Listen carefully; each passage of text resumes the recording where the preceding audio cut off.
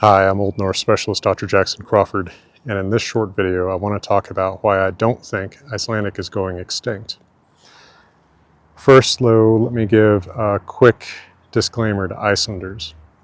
Ég ekki Íslendingur að sjálfsögðu og ég þykist ekki vera Íslendingur eins og nokkrir heiðni áhugamenn eða ljósmynda áhugamenn í ullarpeysum og hömrum sem þið getið hitt auðveldlega á netinu. En ég kann íslensku, að minnsta kosti ég get lesið íslensku. Það aðalstarfið mitt og ég get reynt að tala íslensku. Þannig ég ekki hluti samfélagsins Íslands en ég á nokkurn óvirkan hátt hluti tungumál samfélagsins.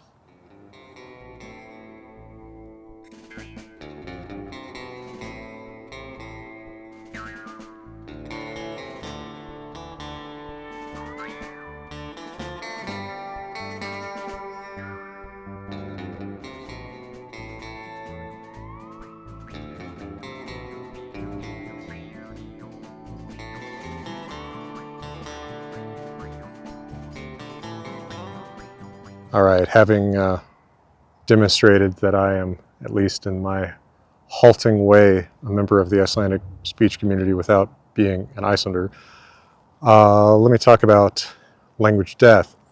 There is an excellent book about this. In fact, there are specialists in this. One of the great specialists who has worked in this subject is University of Chicago linguistics professor Salikoko Mufwene. And he has a book that I highly recommend if you're interested in the subject, called The Ecology of Language Evolution. I've read this and reread this a few times. It's a wonderful book about the external factors that shape who speaks what language, why languages get taken up generation after generation or fail to get taken up generation after generation and eventually die.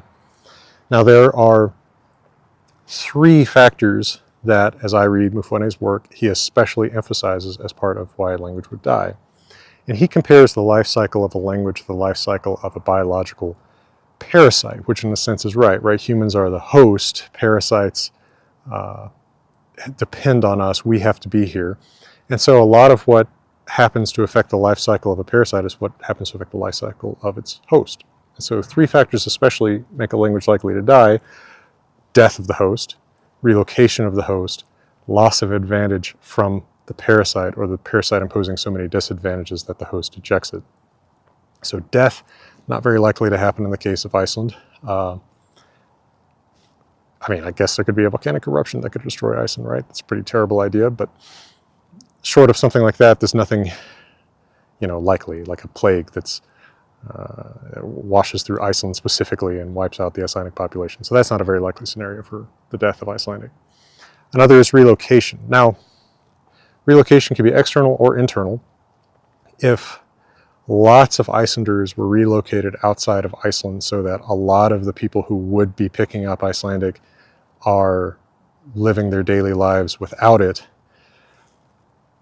in other places, right? They're not in the community that reinforces use of Icelandic all the time. That could be a situation that would direly threaten Icelandic. Internal relocation also to some extent. There are tons of people from outside of Iceland in Iceland all the time, right? But they're tourists and they're not there for very long. If you're part of the community in Iceland, you're still using Icelandic within the community, right? I've been to town halls in Iceland, the Icelandic equivalent of town halls, and everybody was speaking Icelandic. The language that people use within the community with each other is still Icelandic. As long as that isn't threatened by that community getting moved out or a huge permanent community of non-Icelandic speakers moving in to where there would seem to be less and less of a point to learning it for use within the community, I don't think Icelandic is imminently threatened. And then the third thing is advantage and disadvantage. There is an advantage socially in as much as to learning Icelandic, and as much as if you're a kid in Iceland, your parents and the kids you go to school with and play with speak Icelandic too. Now, you're going to quickly learn English, and I think that monolingual English speakers often don't understand the reasons people learn other languages and the ways. It's much less in school in the case of a place like Iceland. It's much more from the fact that, Icelandic is a community of a few 100,000 speakers. English is a community of, maybe you can reach 1 billion people with something in English. So all of the cool entertainment is in English. So people learn it from TV, they learn it from video games, they learn it from the internet. And so kids are playing video games and watching TV shows and such in English really early on. And that does create some conditions for interacting in English, but it's still not the primary language of interacting within the physical community that they're in. So that still doesn't threaten Icelandic, and Icelandic is still cool, right? It's not perceived as uncool to be a speaker of Icelandic. In fact, I think that probably on average, with Iceland being considered one of the coolest places on the planet, it's basically considered cool to be Icelandic, and that's a sign of it that you speak Icelandic. So unless it became uncool within Iceland to speak Icelandic, I don't think there's a situation likely where it's going to deteriorate just because people know English too. They know English to talk to people from outside Iceland and to interact with the world of entertainment and money-making business that's run in English, where there's fewer options for that in Icelandic. That doesn't mean that there's not a place for Icelandic. Now, let me mention, if you are interested in the videos that I make about Icelandic, and mostly really about Old Norse and Norse mythology and runes, you should check out Grimfrost. This is a great time of the year to be doing it. They have daily sales during the month of December. And for example, on December 8th, they have a special sale on their cool looking raven knife. Combines two things I like, ravens and knives. So go check that out. Let them know that you came there from me. That does help the channel. And maybe pick up one of my books, like my newly reissued and expanded and revised translation of the Poetic Edda, the original source of the myths of the Norse gods. No import taxes or tariffs. But there's a few other facts here that I think are worth mentioning. When I search for, is Icelandic going extinct in English and search the equivalent in Icelandic, I get more results in English. It's funny to me that people seem more worried about this from a perspective of not actually speaking Icelandic than they do from a perspective of speaking Icelandic. But I've heard Icelanders worry about it too. But most of the worry that I hear about it from Icelanders reflects like, well, we hear kids speaking English all the time. Yeah, because they're interacting with English entertainment, but it's not like they're forgetting Icelandic. There may be marginal cases where people who, living most of their lives outside of Iceland or living most of their lives sort of online in English-speaking spaces become less proficient in Icelandic over time. But I don't think that you can live in Iceland as a native Icelandic speaker and like lose Icelandic. There's not the conditions for that. The community still largely speaks it. Another thing to keep in mind is from an English or Spanish-speaking perspective, Icelandic is a small language community of a few 100,000 people. From a worldwide language perspective, it's a huge language community. It's actually one of the top 100 spoken languages in the world.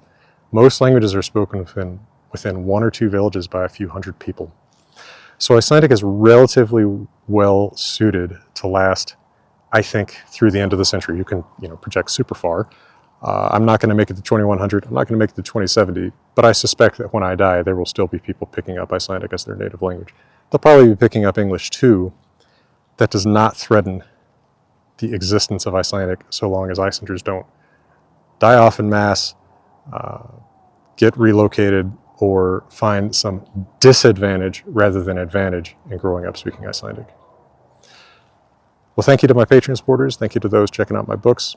And from beautiful Colorado, I'm wishing you all the best.